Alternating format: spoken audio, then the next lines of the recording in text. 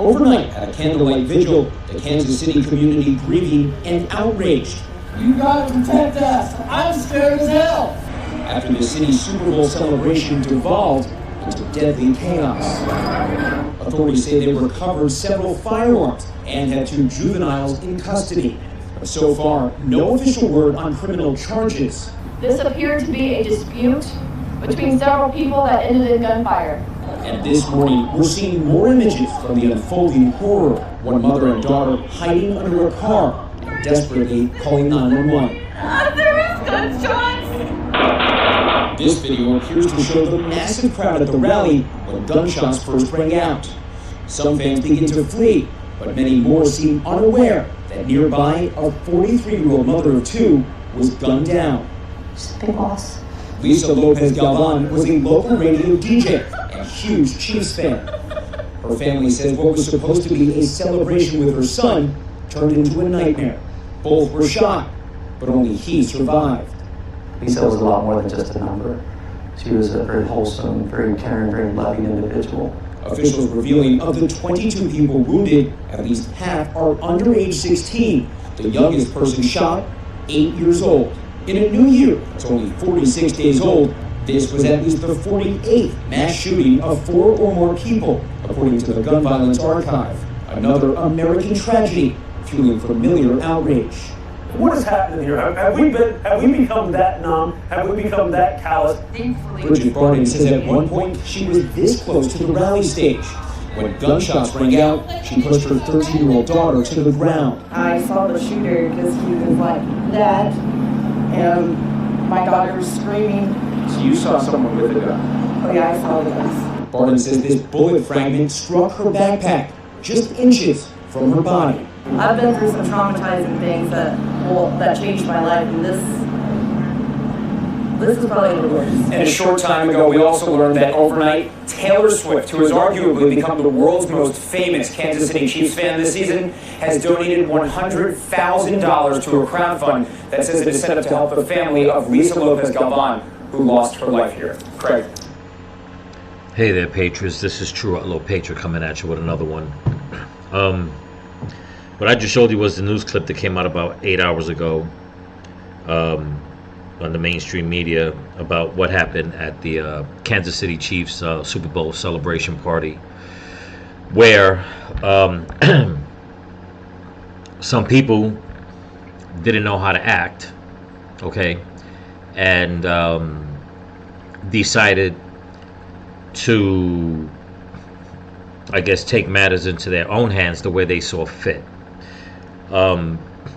Before I continue with what I got to say about this, and the other clip I need to show you, which I want to dissect a little bit, I just want to thank all my subscribers on YouTube and on Rumble. Don't forget to comment, like, share, subscribe, pass the channel around.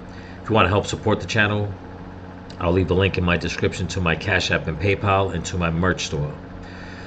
And before I go any farther, just want to ask everybody to, say a prayer for the lady, Lisa Lopez, that was killed in this, okay, as supposedly an innocent bystander, as they're saying.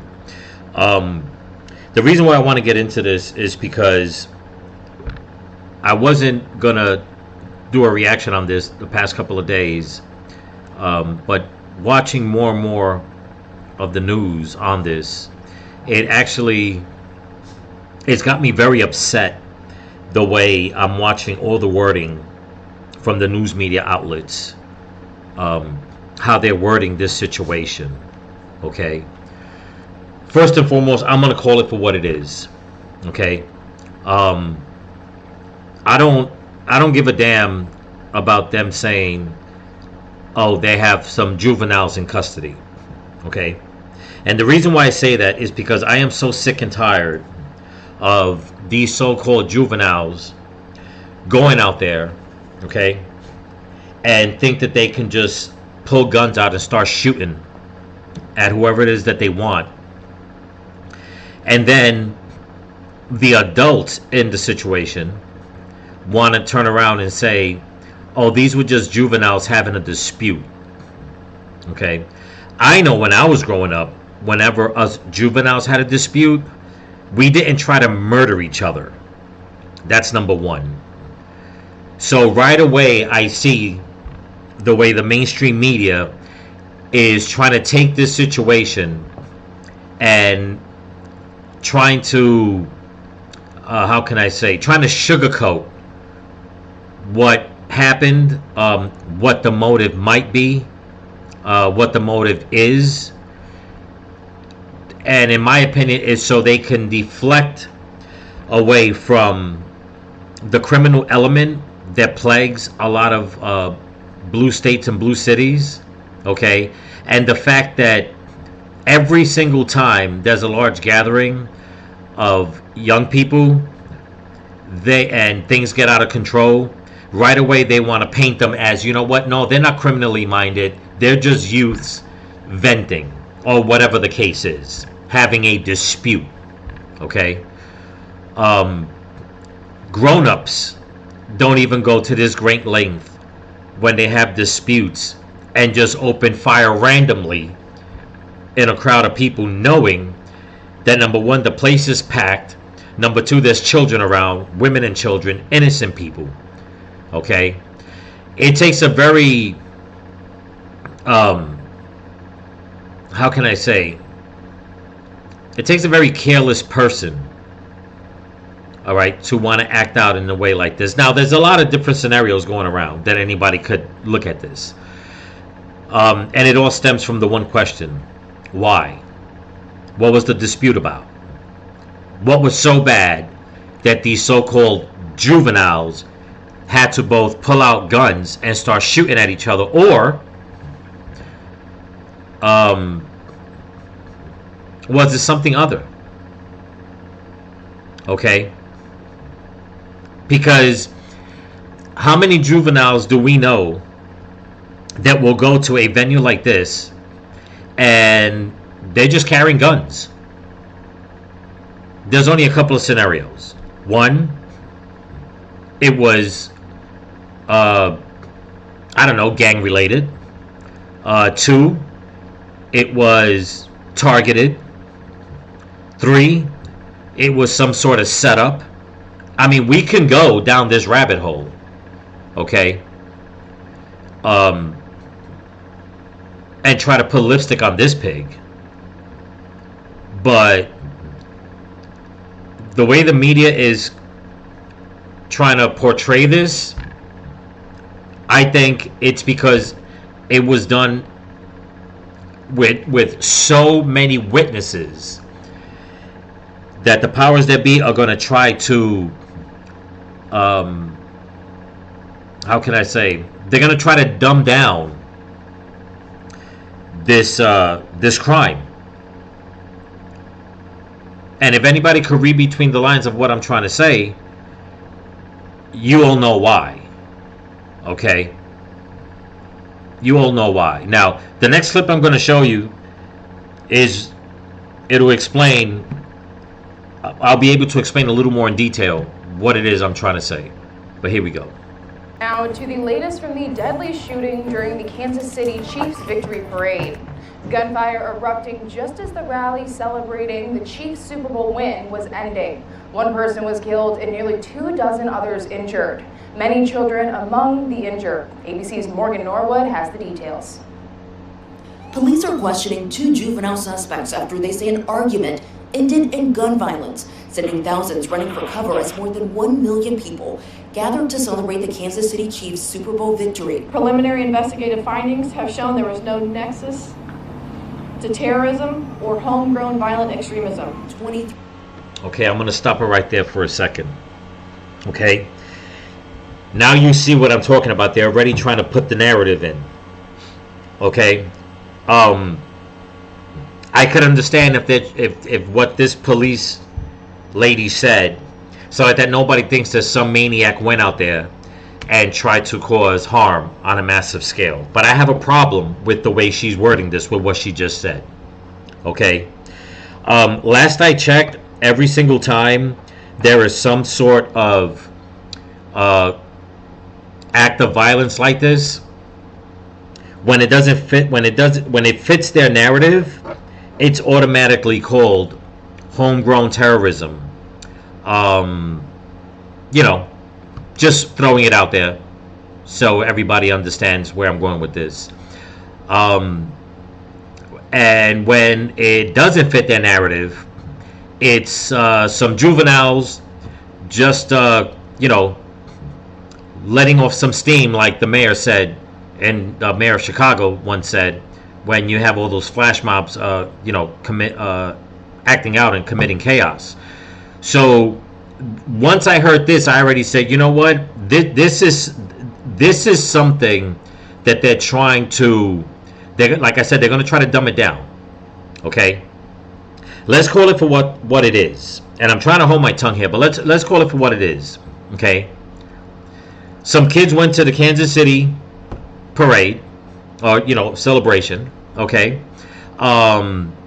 and with either intentions to meet up with somebody, to do something, whatever the case was, but whatever it was, those little pricks came strapped. Okay, and they had no regard for anyone around them. They just decided to say, you know what did you say, or whatever the case was, who knows, and just decided to open fire. Now, were they opening fire at each other, at somebody in the crowd, or was it just, you know, a bunch of idiots with guns where they probably shouldn't have had them in their possession, and decided to just do things the way they want to, the way, you know, all these so-called juveniles are doing in all the blue cities and states, where they just decide to just, you know what, screw up everybody's day and ruin people's lives. See, that's the way I see it. Okay? Because for this woman to come out and say there's no nexus to this, how do you know? You're still questioning them. You have no motive. Okay? How do you know it wasn't, you know, an act of terrorism?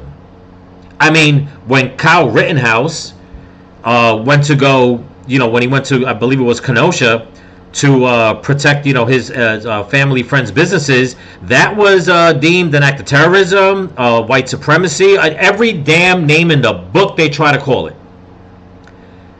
But every single time it doesn't fit the narrative of the mainstream media, they'll dumb it down, they'll sprinkle sugar on it, they'll get a whole makeup kit for that pig, and right away they come out with juveniles. They're still questioning. There's no nexus. This wasn't an act of terrorism. This wasn't homegrown terrorism. None of that. So if it wasn't homegrown terrorism, okay, you're going to come out and say that it was a dispute with some kids that just happened to have guns on them. And like I said, let's assume that they're not legally owned. Let's assume that they're part of the gang. These are two things alone that the leftists and the government and mainstream media have all deemed acts of terrorism when it fits their narrative. That is, I should say. Just need to point that out.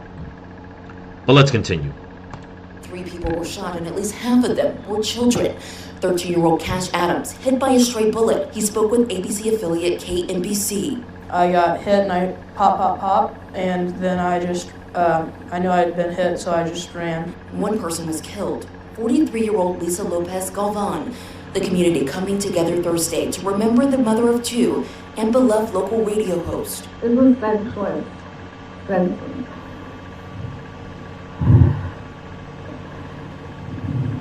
it's just so hard to understand. The shooting happened just as the Chiefs were leaving the rally stage. Several members of the team comforting fearful fans. Offensive lineman Trey Smith helping hide people in a closet. One of the things we kept saying is everyone just relax, stay calm, stay focused, we're good. Jacob Gooch Sr., his wife and 13-year-old son caught in the crossfire. They're now recovering from gunshot wounds to their feet and legs. I turned to try to start running, and I collapsed to the ground because obviously I couldn't run, had been shot through my ankle. And a police spokesperson tells ABC News that they're now working with juvenile prosecutors to determine the charges. As for the children who were injured in this, they're all expected to make a full recovery. Okay. Now that's a good thing about all the kids making a full recovery. But one woman is not going back home to her children. As a matter of fact, her son was shot also. But this is what they're going to do. They're working with children's, juvenile services. Why? Why is it? I have to bring it up again, people, and I'm not trying to rub salt in this wound, but when Kyle Rittenhouse did what he did, they said that it was premeditated, he had to be tried as an adult. Why can't they look at this in Kansas City the same way? These juveniles went there strapped. Why? Did they go there to have a good time? Did they go there with the intention to meet up with other people? Because there might be a beef? Did they go there to target somebody because they knew they were going to be in the crowd? Huh? And if it was just two random people, okay, why in the world would they just open fire in such a crowded venue? Unless they just think a certain way. And that certain way is, regardless of what you want to put into it, there's only one way that it all fits under, and that is criminally minded. Because no person in their right mind, okay, who carries a firearm legally decides to open up fire in a crowd knowing that there are too many innocent bystanders and that is mostly kids in that one section. Only criminals do that. Okay? Now some people may say, well, you know what? Well, we can't say it was premeditated. I beg to differ. I think that they should say it was premeditated. I'll tell you how. Because if they were not supposed to be in possession of any kind of weapon at all, they went there strapped. Premeditation. Okay? So I hope that everybody is paying attention to what's going on, because, like I said, an innocent bystander is dead. Her family torn apart. Other people, it ruined their day. A lot of people will live with this for a very, very long time, especially the kids. What the powers that be want to do about this, how they're going to frame it, how they're going to word it, how they're going to put the information out there is something else. But if I had to guess, there's going to be a lot more questions by the time this is all said and done than answers. I think it's disgusting. And I think it's disgusting for the police woman to come out and all of a sudden make a claim like that, especially knowing that they just said they're still being questioned. How can you make a statement like that, okay, today or yesterday, when you're still trying to put the pieces together on what happened? But it's just funny how all of a sudden she has enough information to say that this wasn't an act of homegrown terrorism or whatever the case is. Me personally, when I heard about this, I didn't think it was an act of homegrown terrorism. Me personally, I thought it was a setup when I heard it. I thought it was one of those, black swan moments, or just something set up, some black ops, okay?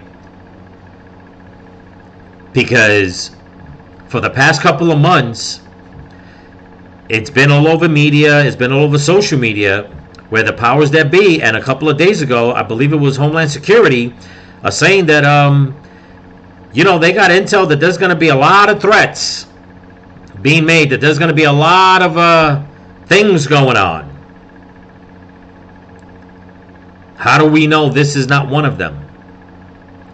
Because the first thing that came out of Kamala Harris's mouth when this happened was that this is why we got to pass stronger gun legislation, and this is why guns are the number one reason children are killed in the U.S., which is a damn lie. It is a total, flat-out lie. And you don't need my word for it. Just go to Google, okay, and punch in whatever means you think a child can pass away, and Google will give it to you by the thousands. And when you add all that up, not that one shooting or 1,000 shooting makes it any different, but when you add all that up,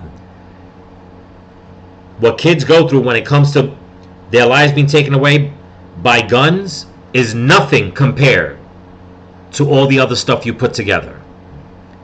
But all this, all of a sudden, okay, has to happen the way it is. And the narrative is already being put out there. The narrative that, no, these were juveniles. This is not an act of terrorism. Excuse me, if anybody looks up the word terrorism, what is it? I don't have to go down the list. Okay? Where a lot of politicians come out and say this is what an act of terrorism is. To instill fear and act out acts of terrorism, shootings, stabbing, making people run, whatever the case is. But this is not an act of terrorism. This is not an act of homegrown terrorists. No.